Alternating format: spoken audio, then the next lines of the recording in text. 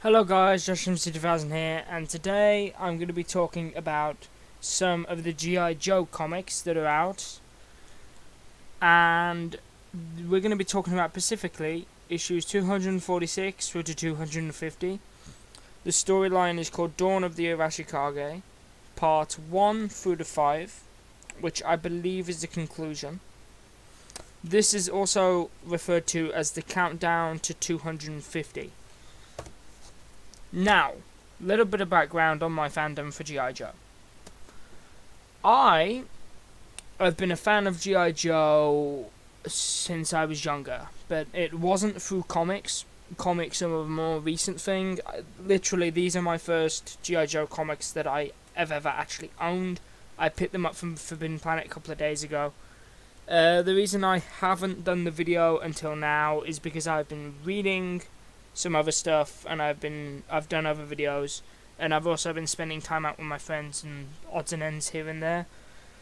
But basically, I first got into G.I Joe through a couple of TV shows, old cartoons from when I was a kid, and my favourite member of the team was Snake Eyes, as you can probably tell from the Arashikage symbol that I'm using for the video backdrop, and also the thumbnail, the new thumbnail for Comic Book Carnage has Snake Eyes as part of it, so that's probably a big giveaway.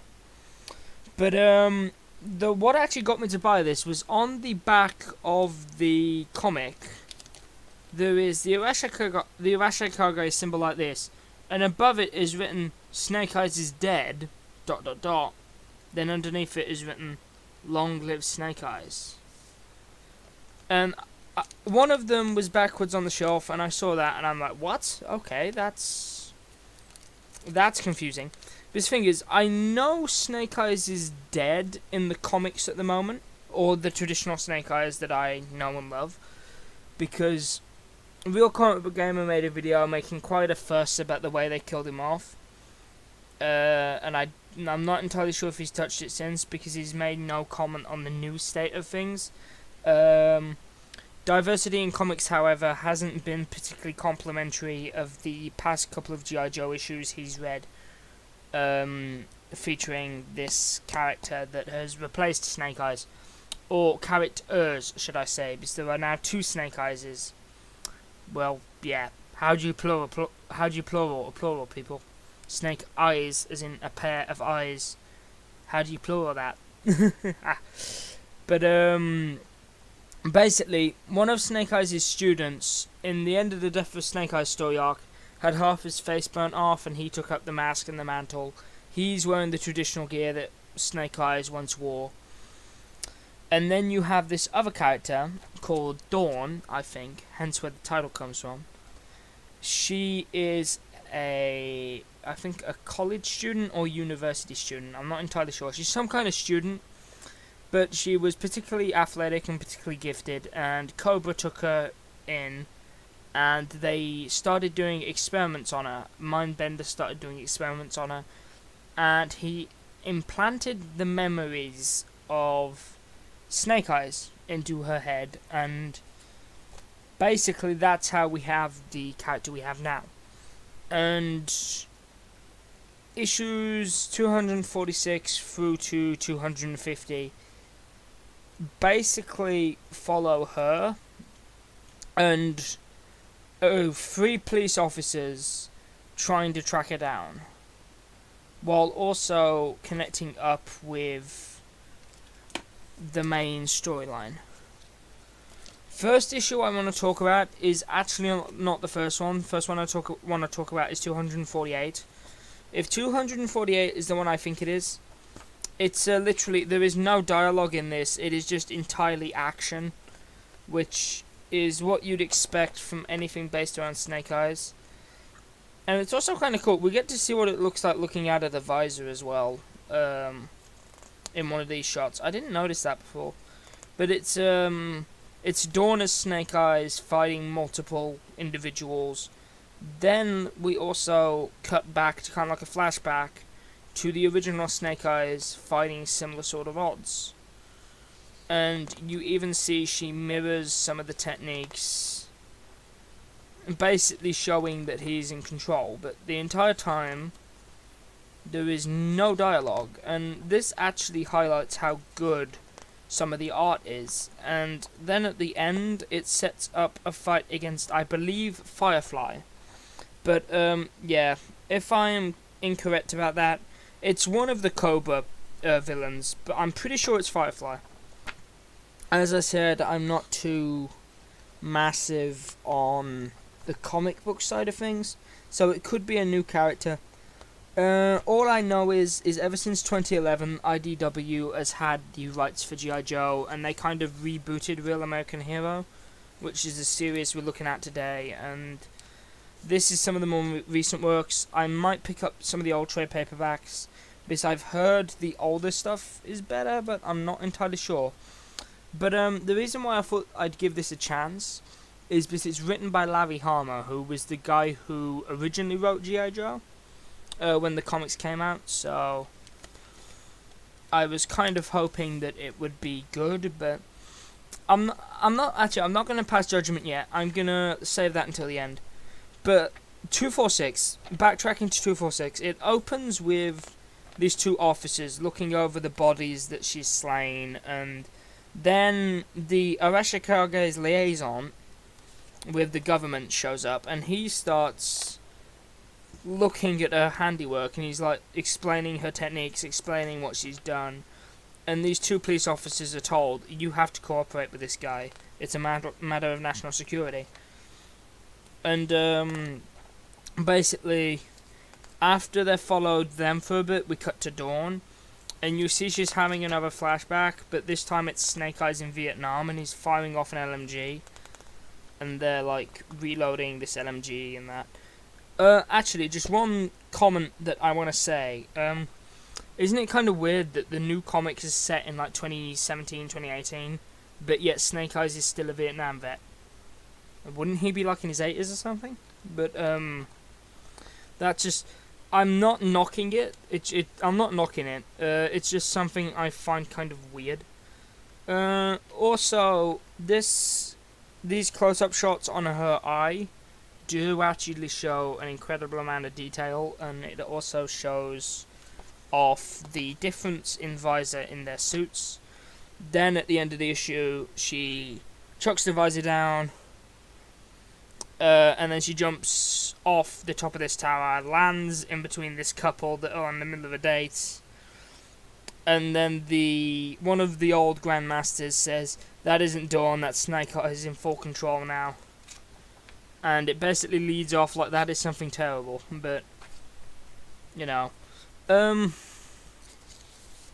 Then we go into 247, and it's basically, she's trying to track down information about Firefly because she wants to go pick a fight with Firefly. Then we go to 248, which I've already just talked about. 249, it's more fighting, but the Joes actually get involved here, and you see Sean's interaction with Scarlet and like other characters. You also kind of see his reaction to the idea of what Dawn is, because they are all basically saying, as all of us that are close to Snake Eyes, it is our responsibility to go and sort this mess out. But Sean writes down on his notepad, and well, it's not on a notepad, it's more like a text thing, and he basically, he holds it up to Scarlet, and he says, "Do you think it's appropriate for me to come?"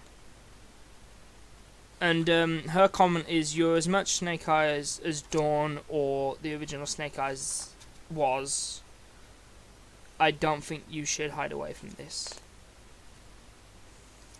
Yeah, so basically they have him communicate through a little text screen. Also, at the start of issue, I think it's either one of the issues, we see the new Snake Eyes that's working with the Joes in combat. He's basically doing the big heavy noisy stuff, creating the distraction, while they do the more delicate stuff, which is a bit of an unusual paradox, because if I was running the team, I would have done it the other way around. I would have got the ninja to sneak in, get the stuff, and have the soldiers create the distraction, but maybe that's just me. Yeah, I think it was 2 4. No, it must have been. I think yeah, definitely 248. I think that was in. Then we have 250, where Dawn and Snake Eyes. Well, Dawn as Snake Eyes confronts Firefly, and they get onto a train. And Storm Shadow and the rest of the team are present, and they get her to remember, and it ends with Dawn sheathing her sword. Well, the confrontation ends with Dawn sheathing her sword and disarming Firefly. And basically saying that, I'm not going to take revenge. Snake Eyes doesn't want to take revenge either. Basically kind of implying to me that it's some kind of Jekyll and Hyde thing, where, she is half a personality, but the original Snake Eyes is the other half, which is peculiar. And she also Stalker's tending to a wound on her arm, and she passes a comment. I remember being bandaged in a helicopter in another life a long time ago, but it was Storm Shadow doing the bandaging, and you were there, Stalker. So basically, it's and also, yeah, she speaks when she's in control, but when Snake Eyes is in control, she's completely silent, which I actually think is a nice touch. So you actually kind of get the feeling that, yeah, Snake Eyes isn't... When Snake Eyes is in control, he isn't shooting his mouth off. He's quiet, he's stoic. So you can normally tell. And also, a neat trick I've learned when reading this, if Snake Eyes is in control, the visor tends to be down. If Dawn isn't, the visor tends to be up over her eyes, so she can see out of her normal eyes.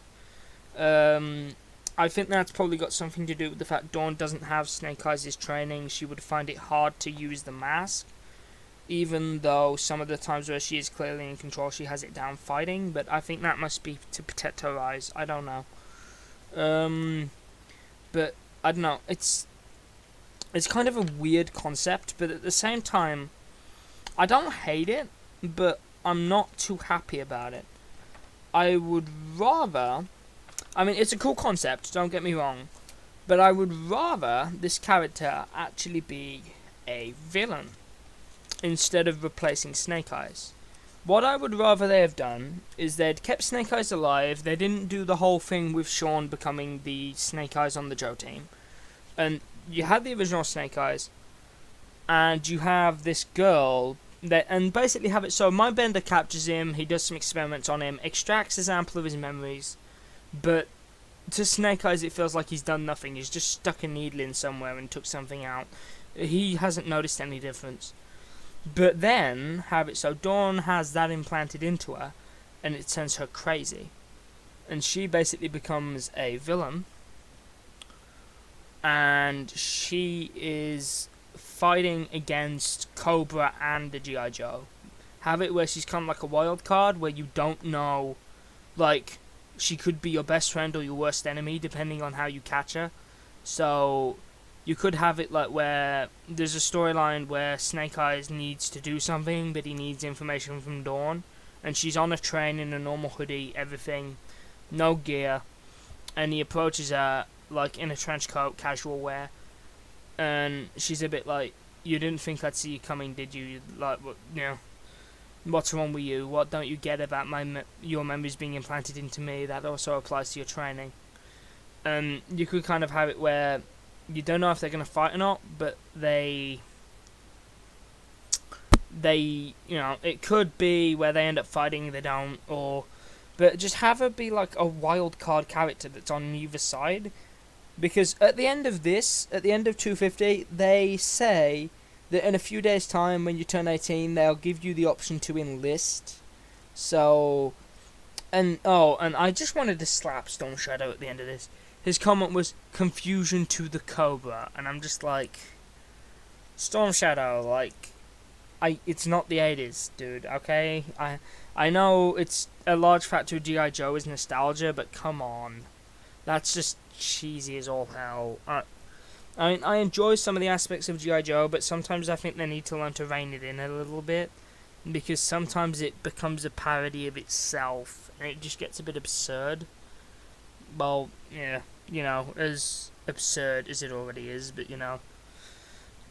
it's kind of like, it's semi-believable if you look at it in the world of G.I Joe, but sometimes when they pass comments like that, it can take you out in the moment a little bit, especially if they're having a really serious conversation. But it's like, I'm not sure what to think of this. I'm going to still keep picking them up, but at the end of the day, I'm not sure. After Deathstroke 30, after the next Deathstroke storyline, I could drop Deathstroke. So this might actually replace Deathstroke. I don't know. I'll have to wait and see what happens. But other than that, I haven't really got much else to say about this. I wish the old Snake Eyes was back, but I suppose maybe Larry and the team thought that he's a bit overdone, needs some time on the bench, come out with something new, refresh it a little bit. I'm still trying to decide if it's political, I'm not sure if it's politically motivated, because it's not poorly written. It's fairly well written, so I'm gonna say it's just an odd story element. I'm gonna call it right now. She's gonna end up being a villain, and Snake Eyes is gonna come back at some point. Either that, or we're just gonna have Shawn as Snake Eyes, and it's gonna get to a point where he just becomes Snake Eyes and nobody questions it.